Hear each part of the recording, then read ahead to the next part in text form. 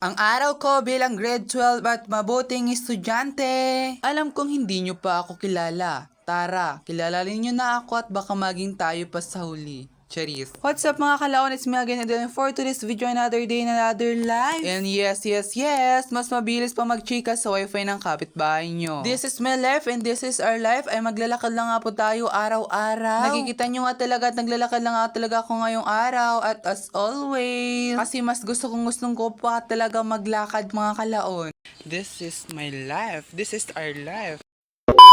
30 minutes walking nga po at nandito na din nga po tayo sa paaralan. Napaga nga ako talaga sa pagpasok ngayong araw. Dahil nga may mga klase pa nga yung mga grade 11. Kaya ngayon dito lang muna kami sa gym at maghahanap nga po muna tayo ng majujuwa dito. Cheers. Gwapo naman ako and pogi pero bakit to na nagkakajuwa sa akin? Cheers. Hi guys, shoutout nga po muna kay Ate Princess Dubla. Our solid viewers and supporters for this vlog. Hi guys! Welcome to our vlog today. Kasi may gagawa kami ngayon ng chapter 1. Chapter 1.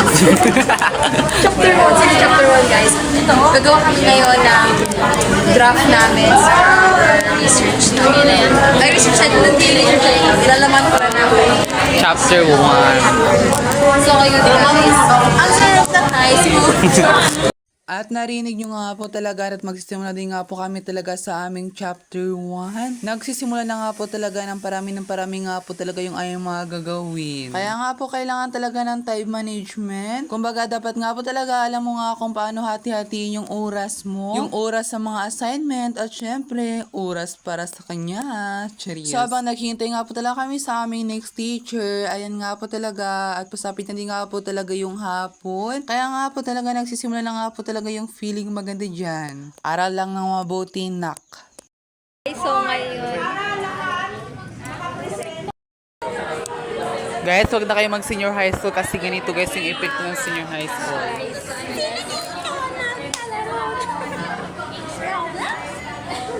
Kapatid niyo po ba yung family?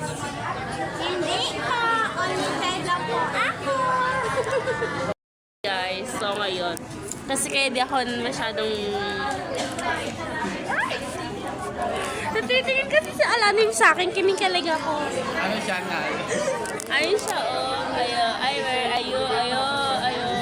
ayan, yan yung babae na yan. Maganda yan siya. Morena. I love her color. Guys, kaya di ako masyadong nagbablog. Unang-una, nagkasipon ako!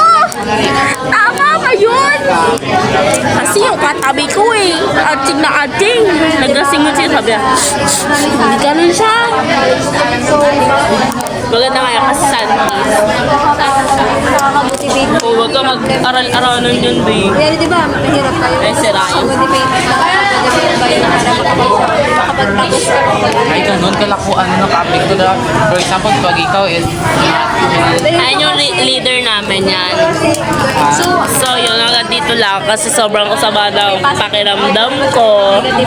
And I don't have any chika to you guys. Babush!